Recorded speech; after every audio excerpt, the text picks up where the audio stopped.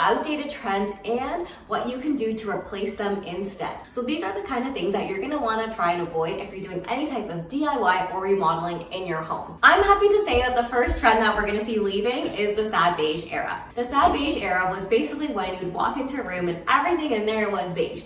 So you'd see like the beige walls, the beige sofa, the beige carpet, and there wasn't anything interesting to draw you into that space. So I am really happy to see that this is just moving right on out, because we need something interesting, something impactful to make our spaces look fun, inviting, and comforting. What you're gonna see instead is a lot of dark moody colors, small scale patterns, and just anything that makes you feel like the space is really warm and inviting. If you're gonna be doing a room makeover, start by putting together a mood board. So this is where you basically put, the pattern of the wallpaper, the paint color, the type of furniture that you want, and make sure that you've got some color in there. What's interesting about this space? So that sad beige era is totally gonna be replaced with a lot of rich colors and patterns, and I think we're all gonna appreciate that a lot more. The second outdated trend is accent walls. Now, accent walls were really popular for the last few years, and this is just because they make a big impact in a room. You walk into a room and you're like, wow, I know what the focal point is. Now, if you got an accent wall, I'm not saying you have to rip it down, but the ones that are really geometric, like the angled lines, those are outdated. Now, I know we love a good statement wall, dark color, some trim work on that. We're again moving away from this one single focal point, and we want to go into a room that looks really designed. And the way to do that is to bring the color or the pattern onto all the walls in the room. But we're gonna actually see that exiting this year, and we're gonna see a lot more people bringing color and pattern into all 4 of the walls of the room, and also the ceiling. So this is called color drenching, when basically every wall and ceiling in the room is the same color. If you have an accent wall in your home, it's time to reconsider how you can make that a little more subtle and bring that into the other walls of the space. So maybe you've got an accent wall. Can you bring, like a half wainscoting across the rest of the walls? Maybe you really love that color. So take down that really geometric trim work, because that's out, and just paint all the walls that color. So this is like an easy way that you can really update your space and make it look like it's current for this year. If I was to ever do any type of tiling, I would never pick a really bold pattern, because pattern tiles are out. Like, their time is over now. I know some of you might have them in your entryway, your bathroom, your laundry room, and I hope that's all you have them and not through like the main levels of your house. But those are out. And the reason is that they're just so bold and dramatic, and we're moving into a time where things are just gonna be a little bit more subtle. So if you're gonna be doing any type of tile work this year, make sure you're thinking about what is a good classic kind of tile. What's the kind of shape of the tile that you want? And I'm talking specifically about floor tiles, because those pattern tiles were most often on the floor. So what you'll see a lot more this year is just large scale tiles, a lot of subtle veining, but also checker patterns are gonna be really popular. And those are actually classic. That's not the kind of thing that's trendy. That's been really classic for the last 30 or 40 years. So that checker tile looks really high end, especially when it looks like a marble pattern. But you can get those types of tiles in ceramic and porcelain too. Gray wood flooring is out. Now, gray wood flooring was really popular, but it was always in a vinyl. And honestly, it looks kind of cheap. Like, the reason you want to pick a wood floor is that you want it to add warmth and color and comfort into your home. But that gray color, it's not really a natural wood tone, and that's what makes it look a little bit outdated.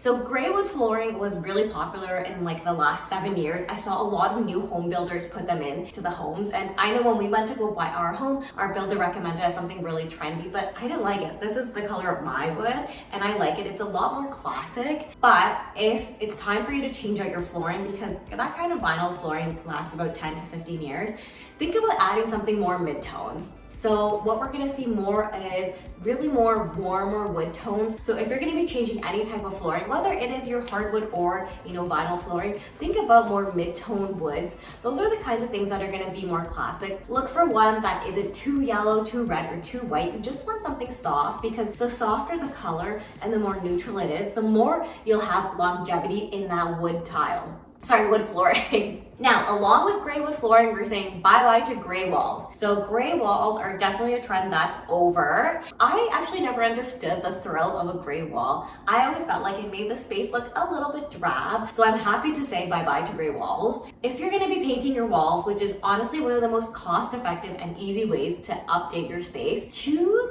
a nice soft white, okay? So whites come in lots of different tones. When you go to the store, you're gonna be like, this is just way too many whites. Now, a good way to choose a white paint color is to actually get a little sample and paint it on the wall. Okay, paint a few different samples and look at them in different lights. And don't paint like a little swatch this big, like paint a big square, a 12 by 12 square, and then see how it looks in your space. How does it look in the morning, at nighttime? What kind of mood does it evict?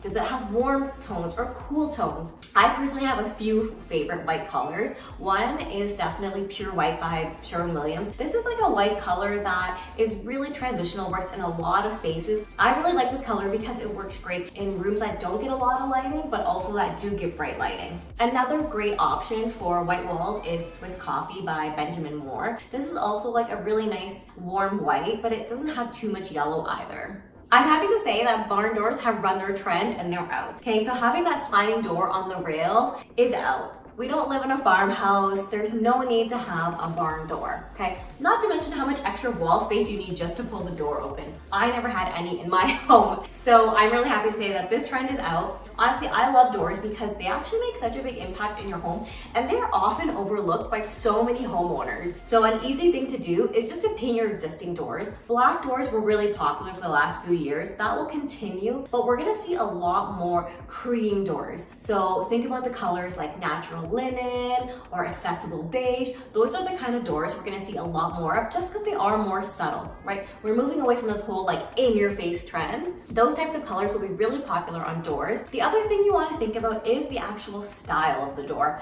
So we're going to see a lot more clean line shaker style doors, and doors are actually not that difficult to replace. If you've got doors, you simply need to buy a new one at the hardware store. You get a router and you can just cut out the holes for the hinges and attach the handle. And that's a really great upgrade if you're looking for something that's not too difficult, but also will make a big impact in updating and modernizing your home. Every time I say this, people object, but it's the truth. Subway tiles are out. We're done with subway tiles, whether it's in your kitchen, your bathroom, your laundry room. That stacked kind of tile pattern is out just because it is so modern and it's got that really harsh lines. What you're gonna see instead is a lot more soft edge tiles, so like the Zalige tiles, and there's so many different types of patterns and ways that you can stack these. Now, the main characteristic of these tiles is that they look like they're like made out of clay, but they're usually not. Nowadays, you can get them in porcelain and ceramic, but they're basically tiles that don't have that really harsh, sharp edge. They just have a bit of a softer edge. And honestly, if you're gonna DIY, this is much easier to tile than a subway tile where you need to make sure every single grout line is the same size. Trust me, I've been there. Tiling is not a beginner project with subway tile, but with the Zalige tile, it's a lot easier because you don't even need to put the spacer. You just stack the tiles one on top of each other and then grout it. These types of tiles are really popular in kitchen backsplashes, in laundry rooms, and even as a backsplash in your bathroom. So I think that this is actually going to be a trend that's going to be very long lasting. Like the subway tile, to be honest, had its run. Like it was in for like 15 years. So it's time to kind of retire that trend and move on to the Zalige tile. If you're like me and you bought your home, like say 7 or 10 years ago and you bought fast furniture, you know that it did not last and fast furniture is out. So if you've now graduated from your very beginner couch to your kind of like, I'm a grown-up couch, think about buying a statement and investment piece. Like I definitely know that we bought our couches at a little bit more of a discount price just because we were starting out, we had kids and we didn't think that they were gonna be long lasting, but landfills are filled with fast furniture. Right? They're not made the same way. The foam is not as thick. The fabric is not as thick. Honestly, if I was to go back in time, I would invest in a better couch because it just has more longevity, right? And you know that you're gonna get good quality instead of something that's gonna be torn apart in 5 years. That whole farmhouse era is out. I'm still gonna say that I love wood and wood beams, but I know a lot of people say that shiplap is out. I think shiplap can still be done really well in a space. You have to think about how you wanna bring it into the space, not just on a single wall. Okay, so we're talking about shiplap around the perimeter of the room. We're talking about shiplap for backsplashes on desks and built-ins. So shiplap shiplap still has its place, but it's just not gonna be that white statement wall anymore. Okay, so if you're gonna use shiplap, make sure we're painting it, take it around the room, do something interesting and fun with the shiplap.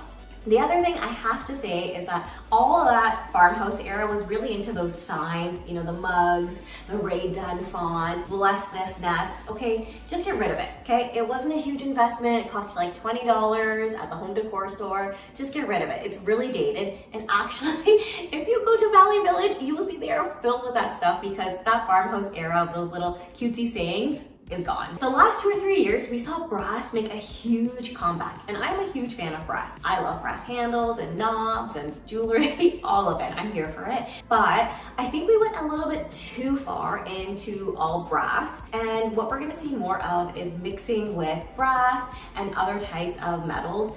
So you wanna think about how can you mix brass with a polished nickel. So if you're doing a kitchen makeover, this is a really nice way for you to make your kitchen look a lot more high-end. You know, you bring in a polished nickel faucet and brass handles, okay? That's gonna look really beautiful. Same thing in a bathroom. Think about breaking up the space with different types of metals. The other thing you wanna avoid when you're picking up your hardware is all black. That matte black just looks really, really harsh, especially if you're gonna be doing with white cabinets or a white vanity in a bathroom. Now, we of course have to talk about the kitchen because the kitchen is one of the spaces that we spend the most money in and the most time. So ultra white modern kitchens are out. And I actually have one of these and I've been like thinking about how I can update it. So those kitchens that have just the flat panel doors, you know, silver minimalistic handles, you know, white countertop, all those kitchens are out. We are seeing just a lot more warmth and invitation into the home, and those white kitchens aren't doing it for anyone. When I walk into a white kitchen, I just think, oh, I need to keep this clean, which is actually what I think of my kitchen anyways. So you want to think about having shaker style doors, okay? Can you bring some color? Maybe you want to add some color to your cabinetry. Maybe you want to do a darker island, right? Think about how you can add the metals and bring some color into your kitchen as well. And if you're interested in doing a kitchen remodel, I've actually got a really in-depth video on all the kitchen trends, so make sure you check that one out. So those are the top trends that we're saying goodbye to this year, and I hope this gave you some ideas on how to replace them and how to update your space just to make it more lively and inviting for this year. If you love this video, make sure you give it a like and subscribe, and I'll see you next time.